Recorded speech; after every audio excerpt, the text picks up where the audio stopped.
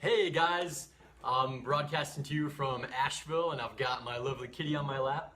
She just jumped up on here, so I'm gonna be sitting down because I can't kick her off. I love her too much. But today, I just got back from Las Vegas with my girlfriend. There she goes.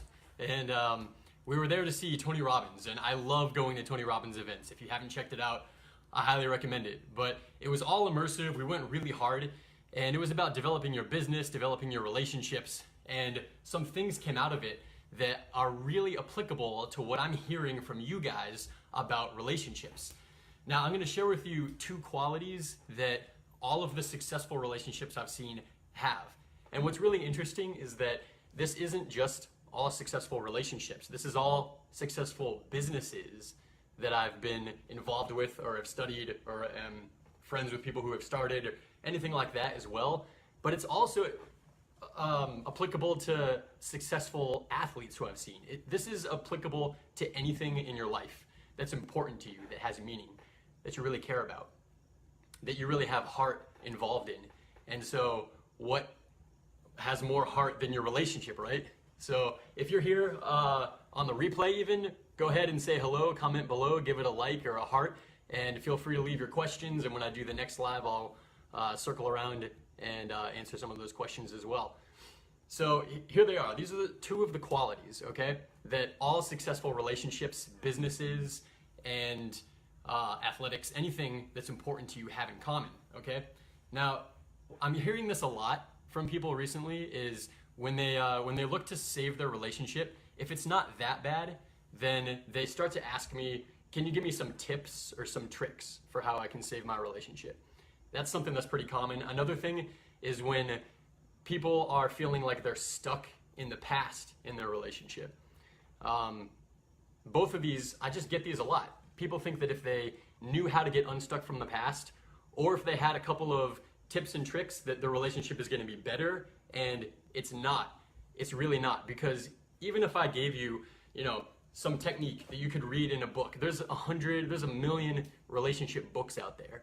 And why not just get one of those and read those? Why would you want to listen to a coach? Why would you want to have a program? Why do any of this, right? You can get a book for $10 or an ebook, and can't you get all the information in there? You absolutely can. And you'll get all the tips and tricks you want, and they will help you. They'll give you a little band-aid for your relationship. But here's the issue, okay?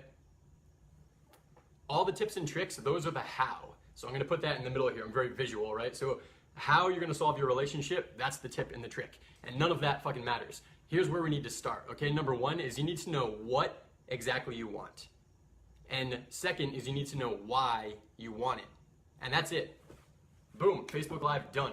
Those are the two things that you need, okay? So if you know what you want in your relationship, hey Antonio, how's it going? Then you have a clear path to get to the outcome that you want. Now, what is the why? If you're in your relationship and you don't really have a very clear why of why you want it to be better, do you want it to be better just so that you feel a little bit better or that you want the shit to stop or something like that, then it's not going to help. If you have an intriguing reason, a why, because maybe you hold love to a very high standard, maybe the kids are really important, maybe this is the most important area of your life, maybe you want to build a future with someone and you want to grow old with them.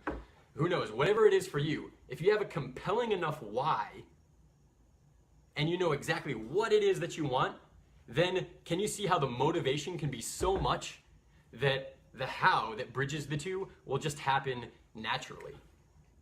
If you're sick or something like that and you need to go, like if you're laying in a hospital bed and you can't do much and the building's on fire and you want to live, don't you think that if the why, you want to live because you love your family and your kids, if that's strong enough, that you're going to drag yourself out on your broken legs, you're going to do something. The how doesn't matter.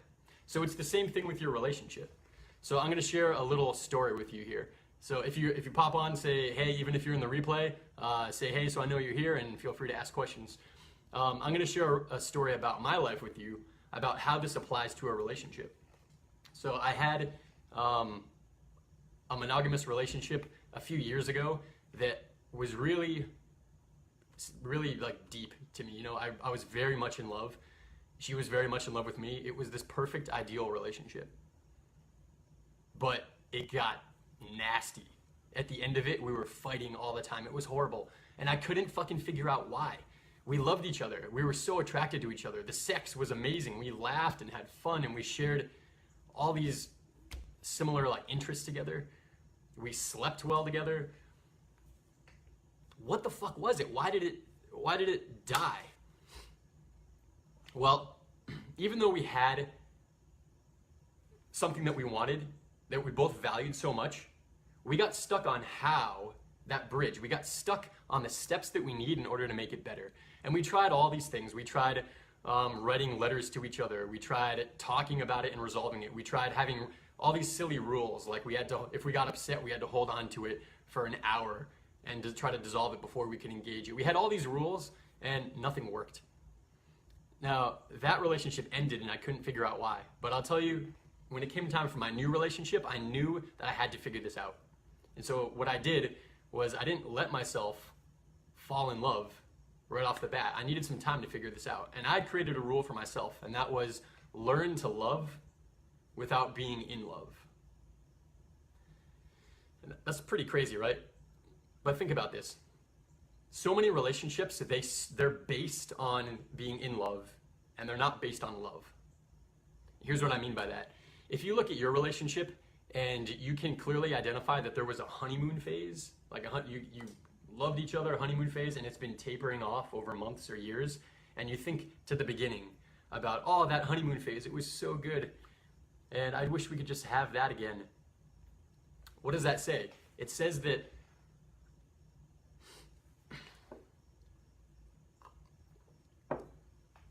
it was kind of an addiction, right? It's this thing that happened that was just so good, and now you're trying to figure out how to get back there. But at the beginning, you didn't need a how. You didn't need any reasons to stick around. You just were present. You just loved. So, in other words, to boil this down, the key is to lead from your heart. If you get stuck in how to get something, you're not leading from your heart, you're leading with your head. And as my good man Tony Robbins says, if you lead with your head, then you're dead. If you get in your head, then you're dead. So I just wanted to share this with you guys. I'm going to be talking about this more, but the two main qualities that I see in successful relationships are that you know exactly what you want and you know why you want it. Now I'm going to say one final thing before I let you go on the what you want here. I'd say more than half people get this wrong. And what they do is they say once your relationship is already suffering, you get caught in this cycle that really sucks. And that cycle is what you want is you think you want the suffering to end. And that is not going to get you anywhere. If I ask you, what do you want in your relationship? And the answer is, I want to stop the fighting. And I want to stop feeling like shit because we don't have sex as much anymore. And I want my partner to stop cheating on me. And I want to be able to let go of the past and all of these things. All of those things are not what you want. You're confusing what you want with what you don't want. And there is a big difference. Because when you identify what you don't want, that's very useful because it more clearly defines what you do want. But that's the only purpose of it. So if you know what you don't want and you focus on it, you're just going to get more of that. And so when we talk about defining what you want, be very careful not to get stuck in what you don't want. Because every subject is really two different subjects, right? So if you want, let's say you want to have more money. There's I want more money, and there's the I don't want to not have money. And they sound very similar, but the energy when you face into I want more money and I'm going to do whatever it takes because I have a why, because I want to save the world and I want to support my parents in their old age and whatever, and you have a strong why, you'll move towards it. You'll find the how. If your parents are going to die and they need medical money, you're going to find $1 million. You're going to because you have a strong enough why. But if you focus on what you don't want, there's not enough money in the bank and the IRS is coming after me and this hurts and this sucks, you just start to get in your head and it's really hard to take action when you're stuck in your head. So that's all I have for you today here.